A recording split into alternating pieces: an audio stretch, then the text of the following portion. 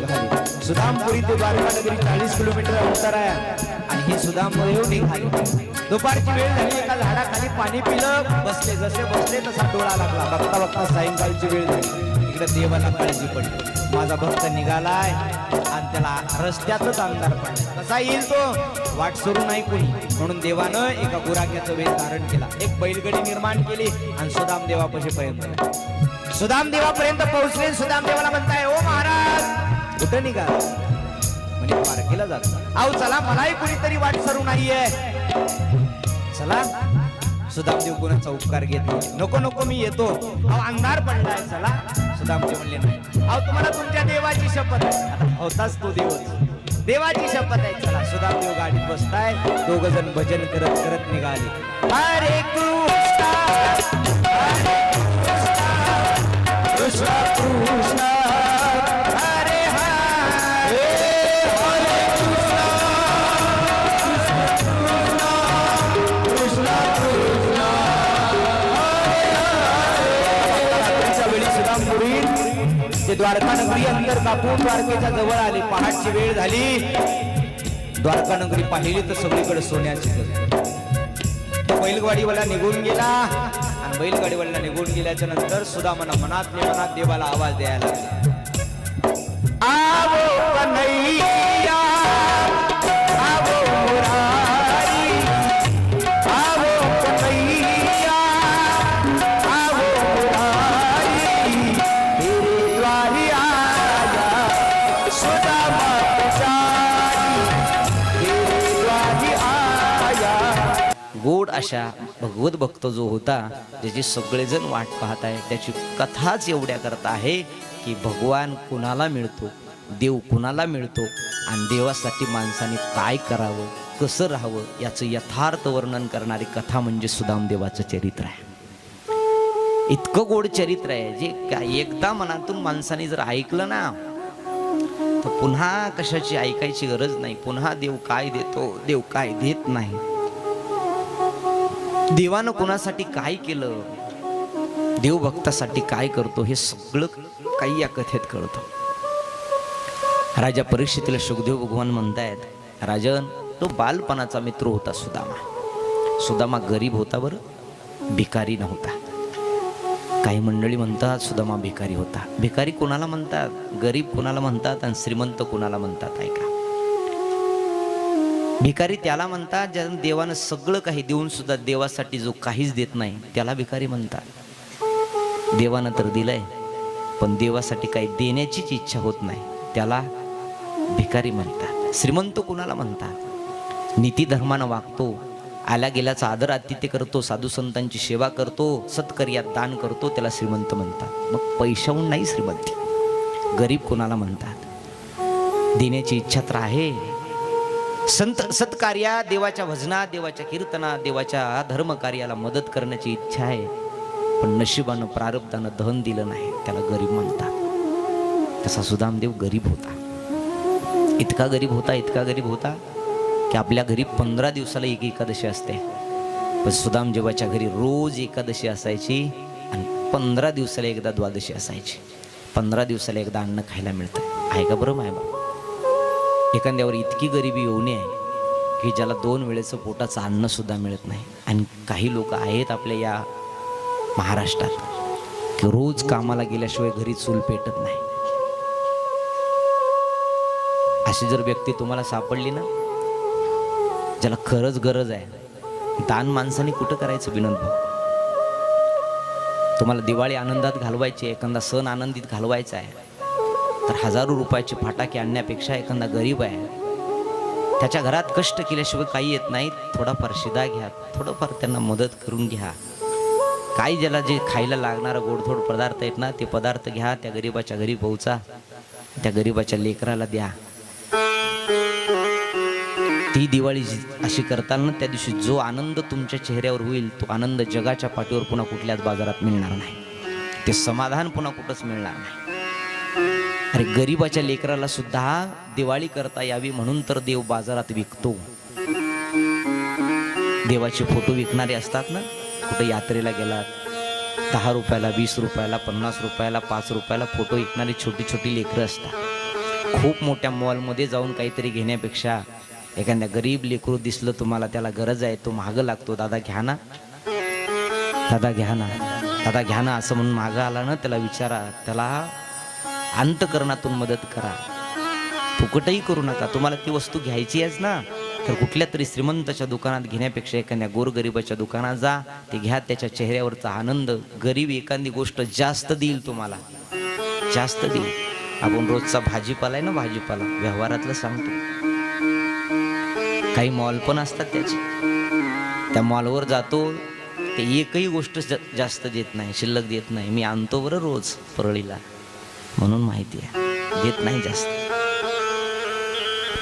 पण एखाद्या गरीब शेतकऱ्याच्या घरी गेलात ना, त्या दुकानावर गेलात, तर ते माप जास्तच देईल, कमी देणार नाही कधी. एखादी पेंडी एक्स्ट्रा देईल, कोथिंबीर म्हणा, अद्रक म्हणा, लसूण म्हणा, 2-4 टमाटे म्हणा, ते असंच देऊन टाकेल, कारण त्याच्यात दातृत्व आहे, दातृत्व आहे.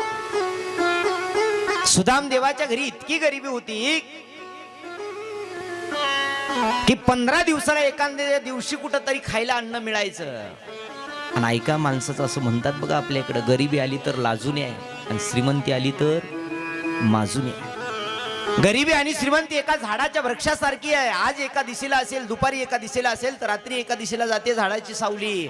आज दैव योगानं, प्रारब्ध योगानं एखाद्यावर गरिबी आली तर त्याचा मजाक उडवत बसू नका. देवानं त्याला गरीब बनवलाय म्हणून तुम्ही त्याच्यावर हसू नका. कधी अशी वेळ येईल की तो श्रीमंत होईल आणि तुम्ही गरीब होताल, त्यावेळेस ते तुमच्यावर हसेल. आणि अपमान एक असा बदलाय की प्रत्येक जण वेळ आली की ती मूळ व्याजा सगट परत करतो, नुसतं नाही, व्याजा सगट परत करतो. बदला घेण्याची वाट प्रत्येक जण पाहताय. आज तुमची वेळ बलवत्तर असेल म्हणून तो सहन करेल, पण ज्या दिवशी तुमची वेळ नसेल ना चांगली, माणसाचं चांगलं कधी होतं आणि वाईट कधी होतं फक्त वेळेवर, त्या वेळेवर डिपेंड आहे. वेळ चांगली असली की माणूस चांगला आहे, वेळ खराब असली की माणूस चांगला आहे. माणूस खराब वाईट होतच नाही, त्याच्यावर आलेली वेळ वाईट असते, त्याच्यावर आलेला वेळीचा प्रसंग वाईट असतो. जसं नदीचं पाणी परत येत नाही ना, तशी गेलेली वेळ माणसाच्या आयुष्यातून परत येत नाही. सुदाम देवाच्या घरी रोज एकादशी असायची. सुदाम देवाच्या पत्नीचं नाव सुशीला, 4 मुलं सुदाम देवाला.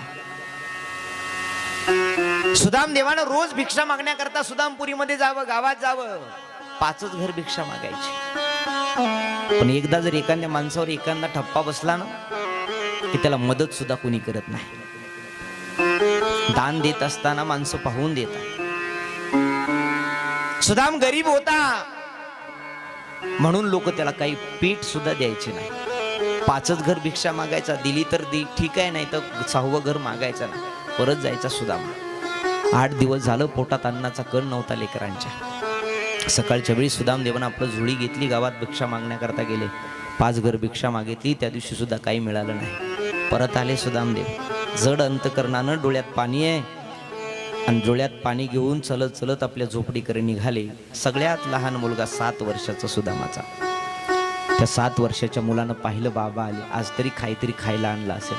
8 दिवस झालंय अन्नाचं, पोटात अन्नाचा कण नाही, आज तरी बाबानं काहीतरी आणलं असेल. बाबा आले म्हणल्याबरोबर लहानसं लेकरू पळत पळत पळत पळत बाबाकडे गेलं. बाबा काहीतरी खायला आणलं का? हो भूक लागली हो बाबा, 8 दिवस झाले हो, पोटात अन्नाचा कण नाही, बाबा खायला आणलं का? काहीतरी काय घेऊन आलात का नाही बाबा? सुदामदेवाचे डोळे दबदबले, डोळ्यातून पाणी यायला लागलं. सुदामदेव रडायला लागले. तेवढ्यात त्या छोट्याशा 7 वर्षाच्या मुलानं पाहिलं, मोठा मुलगा पळत आला, सुदामाच्या हातातली जोडी घेतली. सुदामदेव खाली बसले आपल्या झोपडीच्या बाहेर. त्या 7 वर्षाच्या पोरानं डोळ्यातलं पाणी सुदामाच्या पुसलं आणि सुदामदेवाला, बाबाला म्हणतो, बाबा रडू नका, आजही नाही ना गावातल्या लोकांनी खाण्याकरता दिलं, हरकत नाही बाबा, रडू नका, आजही आम्ही पाणी पिऊन झोपू बाबा, पण रडू नका.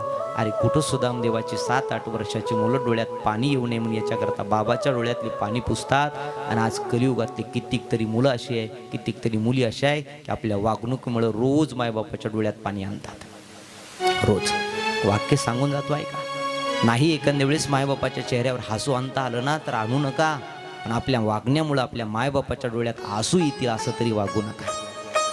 आपल्या मायबापाच्या डोळ्यात आपल्यामुळं पाणी येईल असं तरी माणसानं कृत्य करू नये. नाही त्यांच्यावर चेहऱ्यावर हसू आणता आलं हरकत नाही, नाही त्यांना खुश ठेवता आलं हरकत नाही रे. पण त्यांचं मन तरी आपण दुखवू नका ना. आज माईला बोलत नाही, आईला बोलत नाही, बापाला बोलत नाही. फोन आला आईचा, बापाचा फोन आला तर कोण उचलतं तरी? लोकांना वाटते काय म्हातारीला काम असेल, काय बापाला काम असेल. अरे ती म्हातारी माय तुमच्यासाठी एक शब्द बोलण्याकरता तळमळत असते. तिला वाटतंय अंतकरणातून फक्त माझ्या लेकरानं मला एवढं म्हणावं, आई मी चांगला आहे. काय अपेक्षा नसते ना माईला, बापाला काय अपेक्षा नसते. आज मुलं लग्न झालं की मायबापाला सोडून जातात. काय गुन्हा केलेला नसतो ना त्या मायबापाने, तरी सुद्धा लोक त्यांना सोडून जातात. बाप आहे ना तोपर्यंत त्याला जपा. बापाची सावली एक अशी आहे, एखाद्या वेळेस आईची सावली पुन्हा मिळेल तुम्हाला परत. आज सुदाम देवाच्या डोळ्यातलं पाणी पुसणारा मुलगा सुदाम देवानं पाहिला आणि अंतकरण भरून आलं. बाप काय असतो आणि लेक काय असतो ऐका. या जगाच्या पाठीवर सगळी सावली पुन्हा पुन्हा मिळेल, पण बापाची सावली मात्र पुन्हा मिळत नाही. आमच्याकडं माय असं म्हणतात, माय मरावं मावशी उरावं. पण बापाची सावली एक अशी एकदा का गेली ना की जगाच्या पाठीवर पुन्हा कुठंच मिळत नाही. कुणाच्या रूपात दिसत नाही, कुणाच्या देवाला सुद्धा वाटलं नाही एखाद्या वेळेस चला याच्या घरी जावं आपण, तरी सुद्धा तिथं ज्याला मर्यादा लागल्या जातात त्याला बाप म्हणतात. बाप खूप अंतकरणातून आपल्या लेकरावर प्रेम करतो. गल्ली ते दिल्लीपर्यंत प्रत्येकाला असं वाटतंय मी मोठं झालो पाहिजे, माझ्यापेक्षा गावातला तालुक्यातला माणूस मोठाच झाला नाही पाहिजे असे प्रत्येकाला वाटतंय गड्या. पण हाडाचं काढं रक्ताचं पाणी करून कष्ट करून जगणारा एक व्यक्ती असतो, त्याला वाटतंय अंतकरणातून माझ्यापेक्षा माझी लेकरं मोठी झाली पाहिजे, त्याला बाप म्हणतात. त्याला बाप. मुलगा असो मुलगी असो, माझ्यापेक्षा आज मी जे दुःख भोगतोय, दुसऱ्याच्या घडी सालगडी म्हणून काम करतोय, दुसऱ्याच्या हाताखाली नौकर म्हणून काम करतोय ना मी, माझ्या पोराच्या हाताखाली कोणीतरी नौकर राहावं अशी इच्छा असते फक्त बापाची. आणि तो बाप जर निघून गेला ना की माईनं बोलवणारं कोणीच नसतो. माता माऊली ऐका, एखादी गोष्ट मुलाला देणार नाही बाप वेळ प्रसंगी. एखादी गोष्ट मुलानं मागितली तर बाप द्यायचा नाही, पण मुलीनं जर मागितली तर बापानं दिल्याशिवाय राहिला नाही.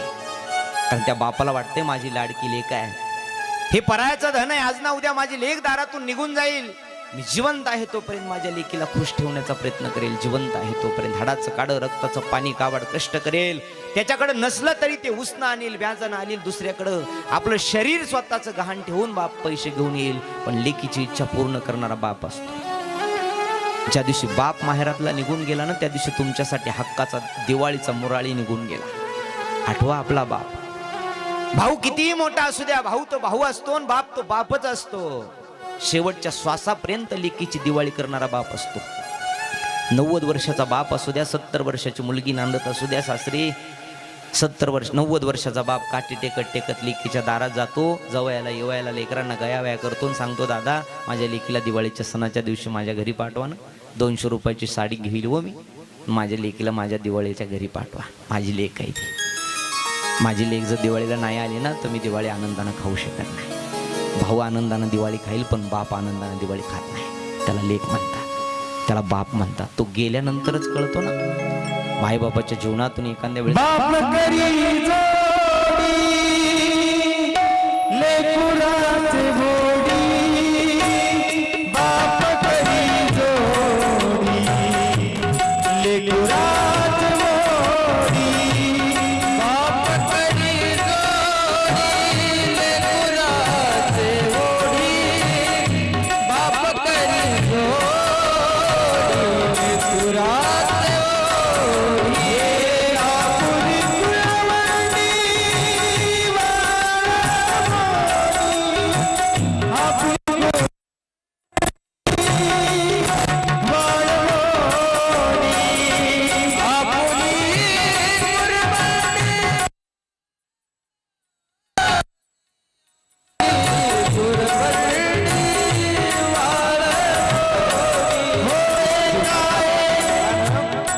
ज्या दिवशी जीवनातल्या बाप नावाची सावली गेली ना त्या दिवशी या जगाच्या पाठीवर बाप म्हणून आवाज देणारा माणूस पुन्हा कुणी बाप.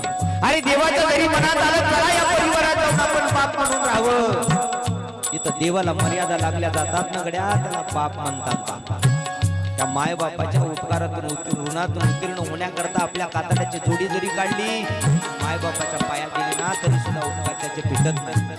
बाप हा बापच आरो. एखादा मोठा संकट आलं ना एकच व्यक्ती आपल्या डोळ्यासमोर येतो, त्याला बाप म्हणतात. साधी पायाला ठेच लागली तर लोक आई ग म्हणतात, पायाला ठेच लागली ना आई ग म्हणतात. त्याच माणसाच्या समोर भली मोठा ऍक्सिडेंट होऊ द्या, एखादी गाडी येऊ द्या, एखादा साप येऊ द्या, लोक म्हणतात बाप रे एवढा मोठा साप पाहिला का, तर मोठ्या संकटांना तोंड देण्याची ताकद जगाच्या पाठीवर फक्त बापात असते. बापा तो बाप आहे ना, तोपर्यंत त्याला जपा. या सुदाम देवाच्या मुलानं बापाच्या डोळ्यात पाणी पुसलं. आणि या कलियुगात कितीतरी मुलं अशी आहेत की रोज आपल्या वागण्यामुळे बापाच्या डोळ्यात पाणी आणतात. रोज आमच्या बापाला काही कळत नाही, आमचा बाप आम्हाला राग राग करतो, आमचा बाप आम्हाला मारतो, आमचा बाप आम्हाला शिव्या देतो, आमच्या बाबानं आम्हाला कधी प्रेम दिलंच नाही, आमच्या बापानं फक्त आम्हाला रडवलं, आमच्या बापानं फक्त आम्हाला मारलं असं म्हणणारी लोक आहे ना. अरे त्या बापाच्या मारण्यात सुद्धा लेकराचं गीत असतात. बाप रागवला असेल कधीतरी, आपण चुकलं म्हणून रागवला असेल रे, त्याला आपल्याला चुकू द्यायचं नाही, आपल्याला बरोबर करायचे, आपलं चांगलं करायचं. याच्यासाठी बाप आपल्याला कधी मारल, आपलं चांगलं करायचं याच्याकरता तो बाप आपल्याला कधी.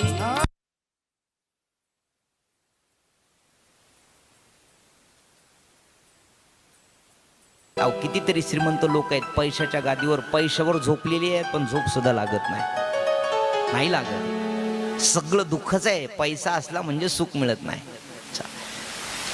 सुदामजीवजी म्हणतात, अगं मी जर मागितलं तर माझी भक्ती स्वार्थी ठरेल. सुशीला म्हणते मागू नका. पण देवाला दया आली, देवाला सहानुभूती आली, आपलं दुःख मांडा.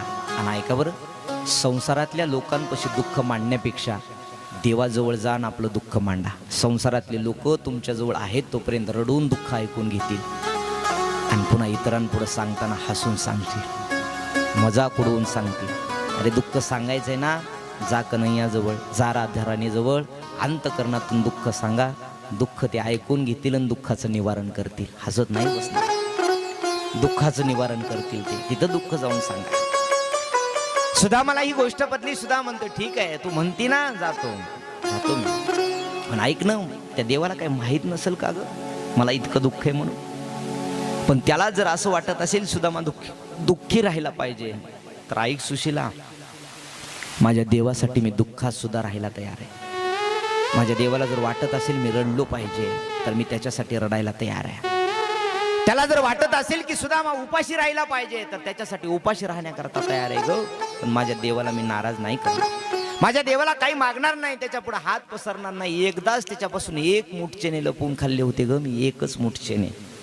ऐका बरं, एक मूठ चणे देवकी मैयानं मथुरेतून सांदीपानी ऋषीच्या आश्रमात शिकायला जात असताना दिले होते सुदामाकडं. आणि सुदामाला सांगितलं होतं 3 जण वाटून खा. सुदामाला वाटलं आहेतच मुठभर, त्याच्यात 3 जणांना दिल्यावर किती राहतील. बलराम दादा पुढे चलत होते, कृष्ण परमात्मा पाठीमागं होते आणि सुदामा त्याच्या पाठीमागं.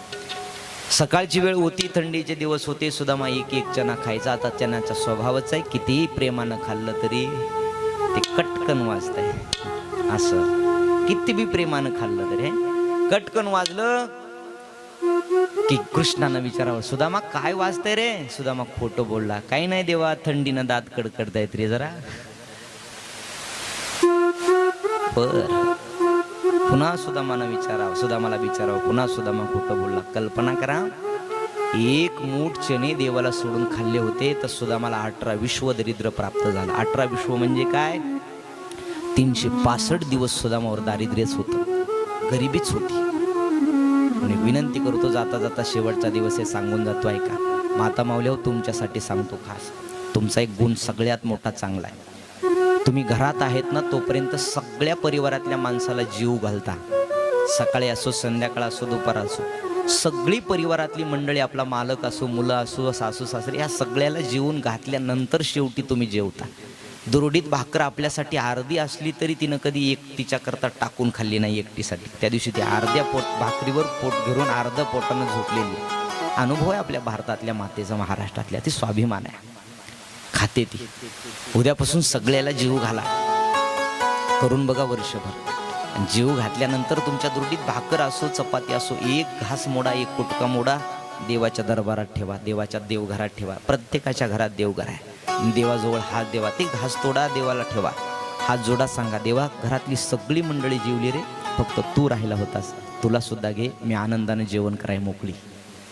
या दिवशी असा भाव तुमच्या मनात येईल, जीव घालताना देवाला, त्या दिवशी सुखे येतो घरा नारायण. एवढं केलं ना, आजही वृंदावनात गेलात ना, तो वृंदावनातले प्रत्येक माणसं, लहान लेकरू जरी असलं तरी त्याला जेवायला अगोदर घालत नाही. अगोदर बाकी बिहारीला घरातला नैवेद्य जातो, घरातले ताट बाकी बिहारीला. त्यांच्या घरातच मंदिर आहे. निस्त्या वृंदावनात 5,500 मंदिर आहे कृष्ण परमात्म्याचे. 5,500 एकट्या वृंदावनात. मागही गुगलला वाक्य फिरत होतं नेटवर्कला म्हणा, त्या इंटरनेटच्या युगात, की जपानसारख्या शहरामध्ये 5,500 बिअर बार आणि हॉटेल आहेत. 5,500 जपानसारख्या शहरात. तर त्याला उत्तर देत असताना एक जणांनी सांगितलं होतं की आमच्या वृंदावनात फक्त कृष्ण परमात्म्याची 5,500 मंदिर आहेत, त्याला भारताची संस्कृती म्हणतात. एकट्या वृंदावनात जिथं जाताल तिथं कृष्णाचं मंदिर आहे. जाताल तिथं प्रत्येक जण कृष्णाला भोग दिल्याशिवाय, राधाराणीला भोग दिल्याशिवाय जेवतच नाही. आळंदीच्या परिसरात गेलात, बाळूभाऊचा आहे मुलगा आळंदीला आहे ना, आळंदीच्या परिसरात गेलात. आता थोडं कमी झालंय, पण पूर्वी ज्यावेळेस आम्ही आळंदीला शिकायला होतो ना, त्यावेळेस प्रत्येक घरातून मधुकरी यायची खाण्याकरता आम्हाला. मधुकरी, त्या मधुकरीचं अन्न इतकं पवित्र होतं की त्या घरातलं लहान लेकरू असलं तरी विनोद भाऊ त्याची आई त्याला जेवायला द्यायची नाही. अगोदर माऊलीला द्यायची, मग त्याच्या लेकराला द्यायची. इतका भाव होता त्यांचा. म्हणून तर आळंदीच्या पंचकृषीचं आज कल्याण झालं. गुंटा मंत्री झाली ना ती. पुणे तिथं काय उनी काही राहिलं नाही. ही कृपा ज्ञानोबरायाची. ज्ञानोबरायाचा सोहळा ज्यावेळेस आळंदी क्षेत्रातून निघाला आणि दुसऱ्या दिवशी पुण्यात मुक्कामाला जातो ना, पुण्यात इतकी वारकऱ्याला मेजवानी असते. 10 लाख वारकरी असतात. 10 लाख. एरवी अशी गर्दी पुण्यात तितकी, आणि पुन्हा हे 10 लाख गेल्यावर गर्दी किती होत असेल. पण एकही जागे अभावी रोडवर झोपत नाही. काय ताकद आहे. एकही माणूस, एकही वारकरी रोडवर दिसणार नाही. वारकरी रोडवर दिसला की त्याला घरात बोलविलच, या खा, किती खायचंय तितकं, आरामाला हवं, आमच्या रूम मध्ये झोपा, आमच्या इथं झोपा, आमच्या फ्लॅट मध्ये. अरे ही व्यवस्था करतात. ही ज्ञानोबरायची कृपा आहे त्यांच्यावर. कृपा आहे त्यांच्यावर. ज्ञानोबरायनं दिलं की बस कुणाचं. आम्ही म्हणलं ना, साधकाचा माय बाप दरुशनी हरे ताप, सर्वांगोती सुखरूप ज्ञानोबा माझा. सगळ्यात वेगळे आहेत ज्ञानोबराय, म्हणून तर आई म्हणले जातं त्यांना. सुदाम देवाने सांगितलं, अगं पण जातो, देवाला सोडून खाल्लं मी आणि आतापर्यंत मी ते परिणाम भोगतोय. जातो, ठीक आहे. सकाळची वेळ निघाली, आंघोळ वगैरे केली, थोडे मुठभर पोहे घेतले. काही ठिकाणी तांदळाचं वर्णन आहे, काही ठिकाणी पोह्याचं वर्णन आहे. पोहे थोडेसे घेतले. ती आळ्या जळ्याला कपडा नव्हता बांधण्याकरता, धोत्राच्या गाठीत बांधली, हातामध्ये काठी घेतली आणि सुदाम देव निघाले. चले श्याम सुंदर से मिलने सुदामा, चले श्याम सुंदर से मिलने सुदामा, चले श्याम सुंदर से मिलने सुदामा, चले श्याम सुंदर से मिलने सुदामा.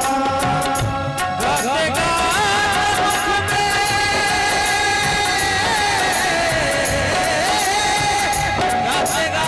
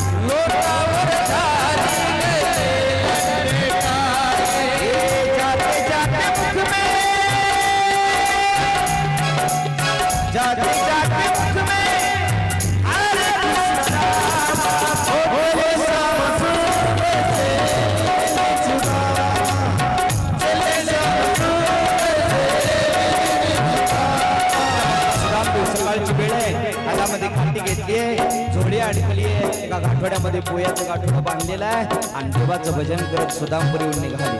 सुदामपुरी ते द्वारका नगरी 40 किलोमीटर अंतर आहे आणि हे सुदामपुरीहून निघाले.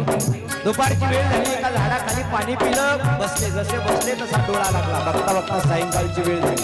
इकडे देवाला काळजी पडली, माझा भक्त निघालाय आणि त्याला रस्त्यातच अंधार पडला. कसा येईल तो?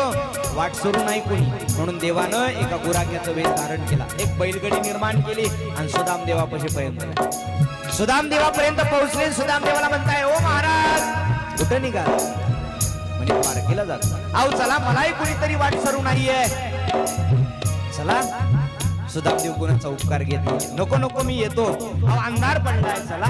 सुदामदेव म्हणले नाही. अहो तुम्हाला तुमच्या देवाची शपथ आहे. आता होताच तो देवच, देवाची शपथ आहे, चला. सुदामदेव गाडीत बसताय, दोघ जण भजन करत करत निघाले. हरे कृष्णा हरे कृष्णा कृष्णा कृष्णा हरे हरे हरे कृष्णा कृष्णा कृष्णा वेळी सुदामपुरी ते द्वारका नगरी अंतर कापून द्वारकेच्या जवळ आले. पहाटची वेळ झाली. द्वारका नगरी पाहिली तर सगळीकडे सोन्याची गजर. बैलगाडीवाला निघून गेला आणि बैलगाडीवाला निघून गेल्याच्या नंतर सुदामानं मनात देवाला आवाज द्यायला लागले. आवो कन्हैया आवो मुरारी, आवो कन्हैया आवो मुरारी, तेरे द्वारी आया सुदामा पुजारी, तेरे द्वारी आया सुदामा पुजारी. आवो कन्हैया आवो मुरारी, तेरे द्वारी आया सुदामा पुजारी. दृश्य डोळ्यासमोर आणा. सुदामदेव द्वारका नगरीला पोहोचले. सगळी द्वारका नगरी सोन्याची दिसायला लागली. कुठं हुडकावं देवाला, कुठं शोधावं देवाला, कुठं पाहावं देव असेल तरी कुठे. म्हणून सुदामदेव मनात आवाज द्यायला लागला. बोलो, हात वर करून ताली बजा. आवो कन्हैया आवो मुरारी, आवो कन्हैया आवो मुरारी, तेरे द्वारी आया सुदामा पुजारी, तेरे द्वारी आया सुदामा पुजारी. आवो कन्हैया आवो मुरारी, आवो कन्हैया आवो मुरारी, तेरे द्वारी आया सुदामा पुजारी, तेरे द्वारी आया सुदामा पुजारी.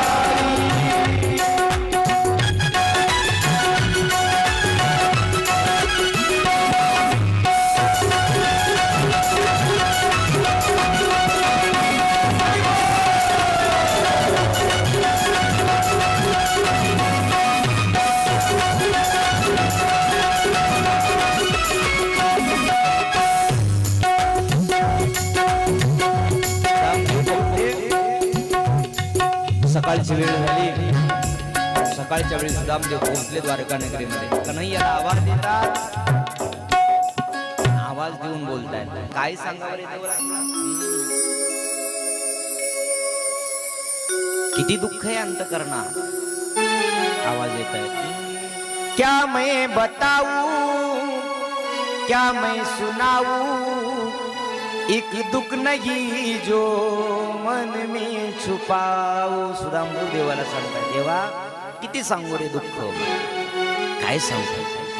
क्या मैं बताऊं, क्या मैं सुनाऊं, एक दुख नहीं जो मन में छुपाओ.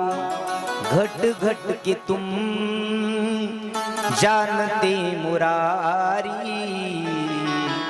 तेरे द्वार आया सुदामा पुजारी. आवो कन्हैया आवो मुरारी,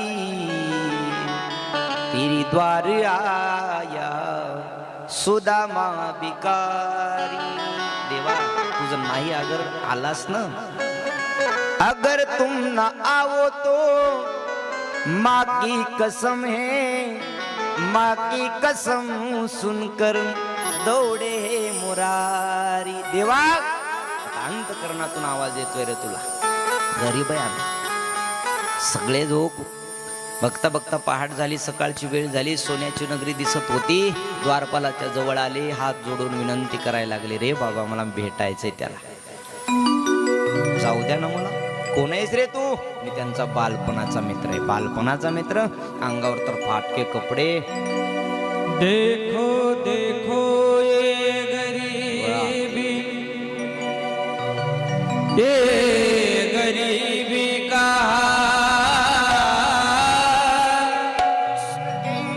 कृष्ण के दर पे विश्वास लेके आया. मेरे बचपन का यार है मेरा श्याम, यही सोच करके आस लेके आया. अरे बाल पालो कन्हैया से कह दो, अरे बाल पालो कन्हैया से कह दो.